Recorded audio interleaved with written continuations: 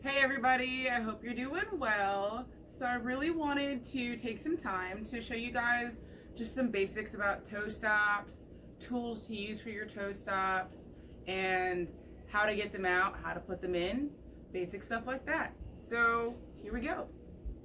First and foremost, let's talk about toe stops, the different types of toe stops that there are, and the sizes of the stems and what that means. So I have for you a few basic toe stops here.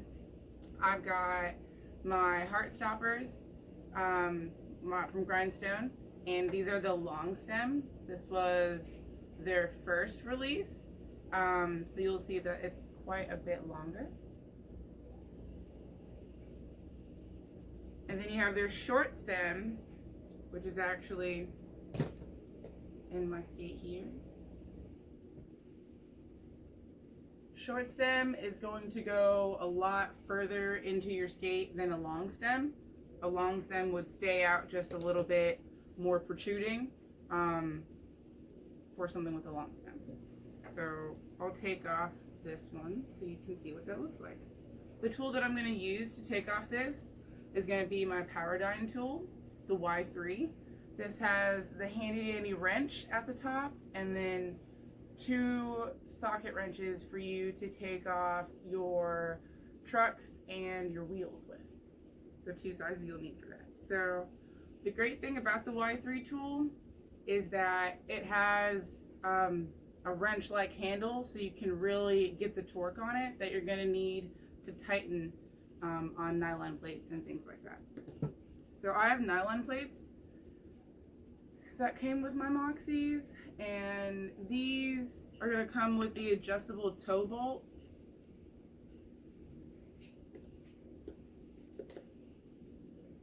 If you have other plates such as like Avanti Magnesium or something where it has the axle nut instead, sorry, not the axle nut, the hex nut. So here is what my hole looks like. It's a nice healthy toe stop retainer. This is my short stem, considerably smaller than the long stem. So side by side, that's what that looks like. Long stem, short stem. What's the purpose? Preference is really the only purpose as to why you would get a difference. I like the short stem because it allows me to maximize the amount of space that I have to do other tricks instead of constantly hitting my toe stop on a longer stem. So if I'm not trying to do a whole lot, maybe a longer stem might be something that's nice, or if I don't like to do those certain things, I would go for a longer stem, but I like to be pretty versatile with my skating, so I stick to a short stem. It's more comfortable for me. My skate setup, it fits a little bit better to where I can get the right groove. So how I would put this in though is you're gonna have one of these bolts, and this is a adjustable toe stop bolt, and that is for pretty much when you have longer stems. You don't really need to use them when you have short stems. Depending on how your plate is, will depend on how well you'll need that to stick in. I don't really need to use them that much, but I don't mind using them because these are my trail skates, so I want to make sure they're nice and tight. So I actually do use the adjustable bolt. So I'll screw on my bolt there. I don't want it to be too tight, but it's on there nice so that I can just screw that right in to my skate.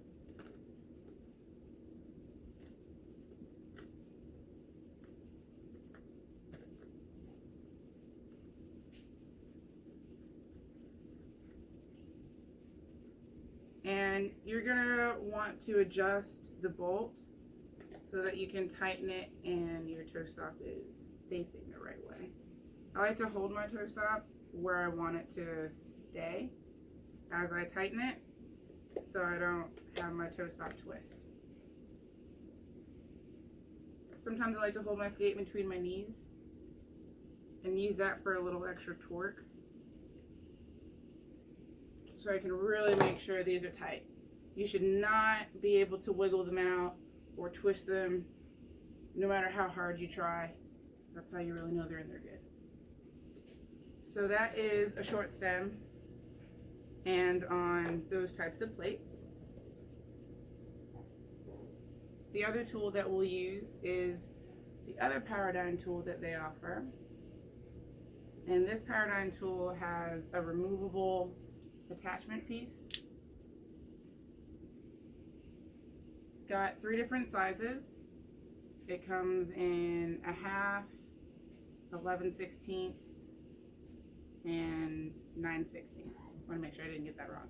But this is a really great versatile tool because this portion disconnects, leaving you with a really nice Allen key tool so that you can use that to get your roller skates off, your toe stops off your roller skates. So this is my derby boot. I like using the super gumballs for a derby. Anywhere really I need to feel super confident in using my toe stops.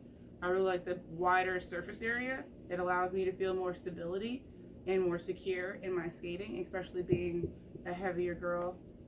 It's definitely nice to feel support, and I get those with these awesome super gumballs. So there is no bolt in this. There is no adjustable toe stop bolt from what you can see that's normal looking. This is a Falcon plate, and what it has with it is that hex nut screw that I was telling you guys about right here. So I'm going to take this tool and put it in here, and it's going to look like this. See how that fits right in there? Right in there. And that way we can take it off.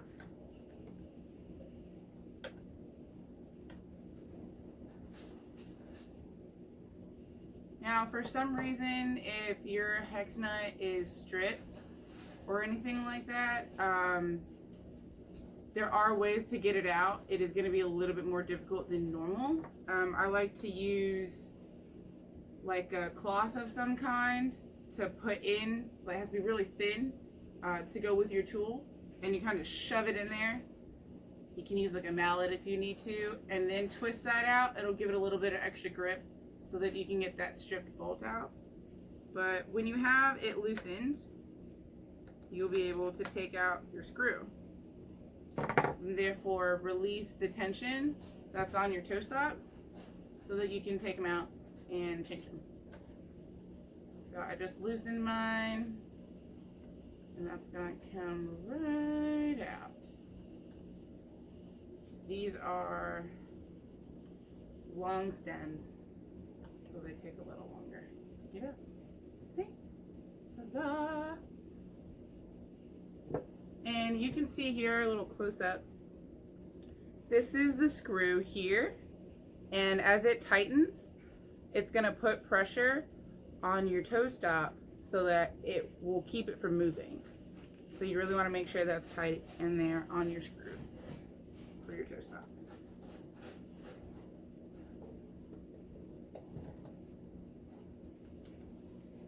Two things you want to definitely think about when you're choosing toe stops is not only the stem length, but also the size.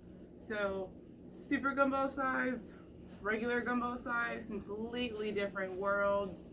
Amazing toe stop. I really do love these guys.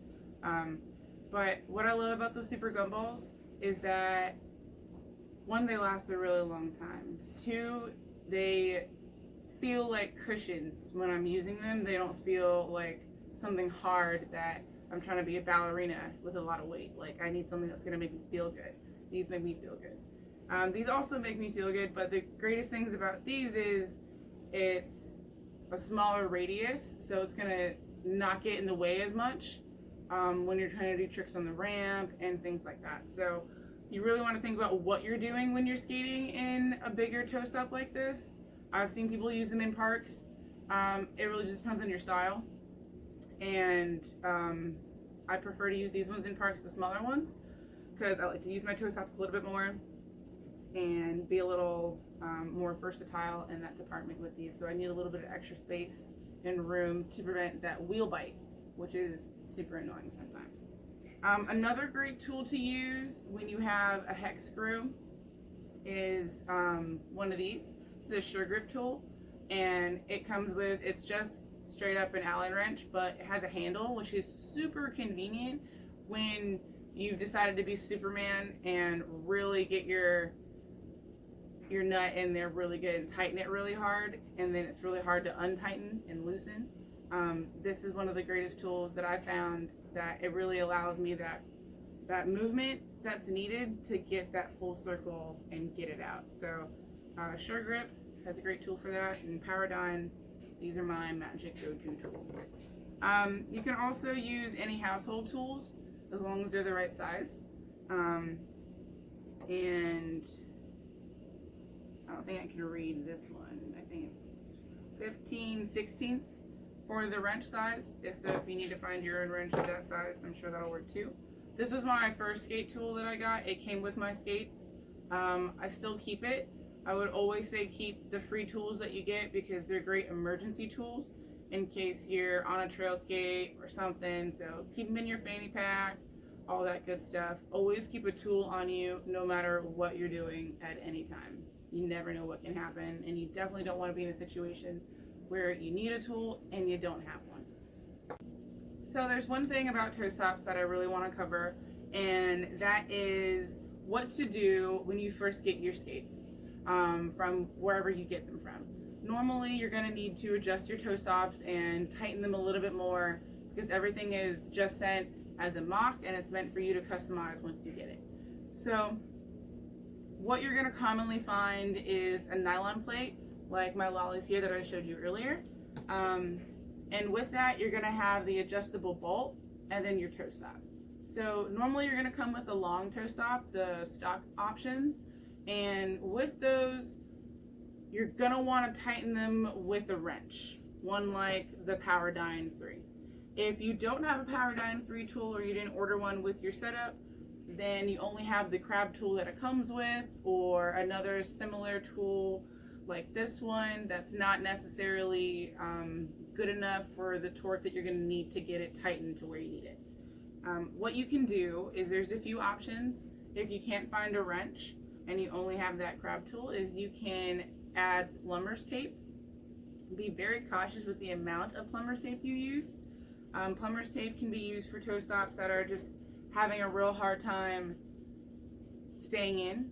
You use a small strip of plumber's tape, and then you apply it to the perimeter of your toe stop, and as close to the top is better, so the end of your toe stop, because you want it to reach whatever it's going to be in is most. So I would put it probably somewhere in between where it's darkest, probably right about here, and do one small layer of plumber's tape and then screw that in, and then use whatever tool you have to tighten it, and that should allow a little bit more stability in your toe stop to stay in there a little bit better. But other than that, I would definitely, in the meantime, order that Y3 tool, or go buy a wrench from your local hardware store of that same size, so that you can actually have a tool that's going to keep your toe stop tightened whenever you're going down whatever you're rolling on. Super important to do gear checks before you go out on your skate adventures. If you don't, you risk losing a toe stop in the middle of your run, which is super common and really irritating, because you have to wait until you get a whole new toe stop to come in for you to feel comfortable to skate again. That's never fun. So definitely take the time before you skate to make sure that your wheels are not too tight. Your wheels are rolling, and they can roll. Check out my wheel video about that if you don't know how to tighten your wheels appropriately. And make sure that you don't have any debris caught up in your wheels or string or anything like that. You want to make sure that any thing that's in the way or blocking anything has been removed, so that you have a nice skating experience. Make sure your laces are good. It's always good to keep a spare set of laces on you in case one of them breaks. You can always tie a knot, but that only goes so far. You definitely want to make sure that you're prepared in case anything goes down. And that's why I always say it's important to bring a tool with you whenever you go. That's why I'm a big supporter of fanny packs and or backpacks when on skate adventures, because you're definitely going to need the little things to make sure you can keep rolling. So next thing we're going to cover from toe stops is going to be gaskets. Gaskets are super important, and I've had a few people ask me, what are gaskets? And man, let me tell you, gaskets are knee savers. So there's a common happenings that happen when you wear knee pads. Sometimes they slip, and when you fall and your knee pad slips, you end up hurting your knee way more than you probably would have if your knee pad were just to stay where it's supposed to stay.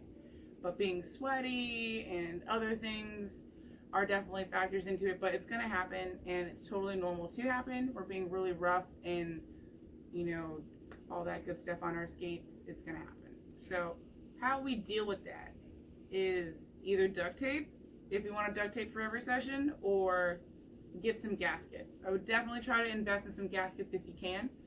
This is what they look like.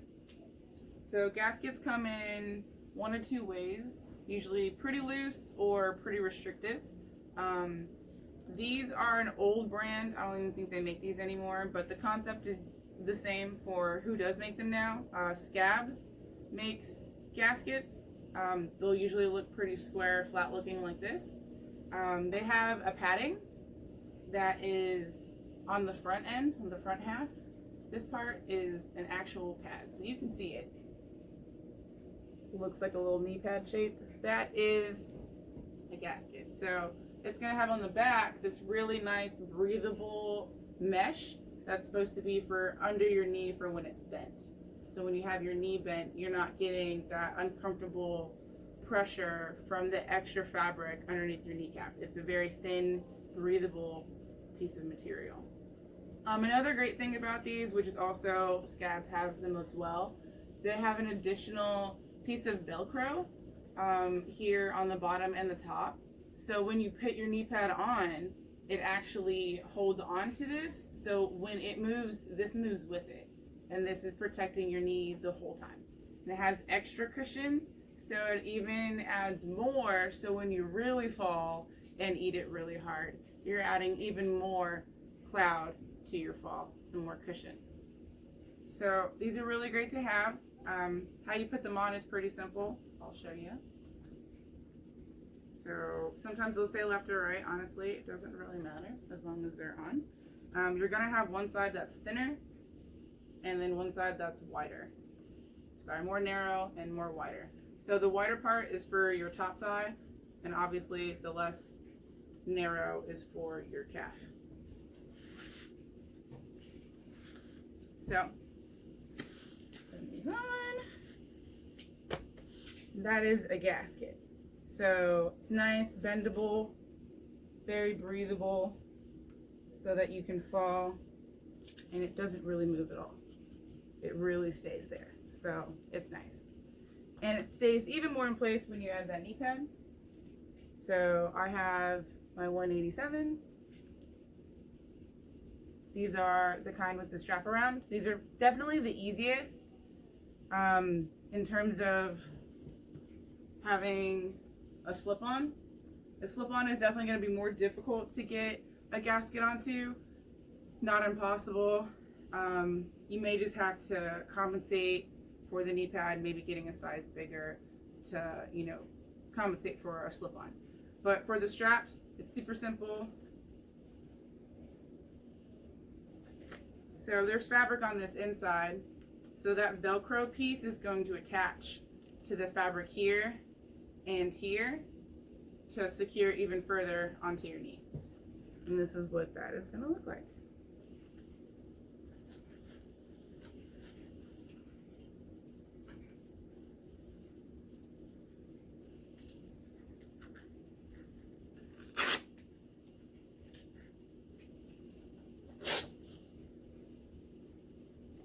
So when you have a gasket on, this is the full shebang. So this is a knee pad and gasket combination.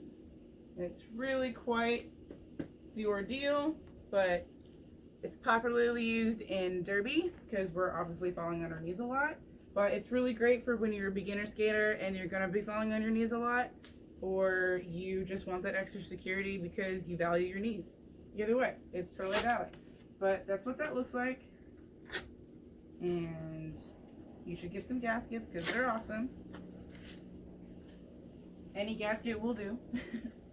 They're all pretty much created on an equal basis. Other than that, here's another brand. This is 187 Killer Pads. They have their own gaskets. You'll see it's very different compared to the other one that I have. This one's very tailored when the other one isn't. So it's a little bit more structured, which is nice. But it also is a little bit harder to get on and not as stretchy as the other one. So it has less give, but similar setup with how it has that knee pad covering and then this mesh and a breathable spot for the center here. The greatest things about these, which is one thing that you'll run into, you won't be able to know what the left and right side is unless you do like a little sewing thing or something like that. But it's gonna rub away the tag very easily. So to know what's left and right, they did this really neat thing. They put their pattern, their logo, on the leg that should be exposed. So this one is the left leg, and then the right leg will have it on this side. So you actually never need a left or right side with these ones, which is what I think is really nice, because you can actually figure out what legs it goes on without actually having to have a tag, because they kind of did that smart advertising, which was cool. Versus the other ones that I have, once you wear out the tag, that's it, you know. Hopefully you remember, or you just try to go off which one feels right. So that's it for tools, and that's it for gaskets. Thanks for watching. I hope this helped with understanding a little bit more about gaskets, and let me know any other quick tips that you think would be helpful. I'm all ears.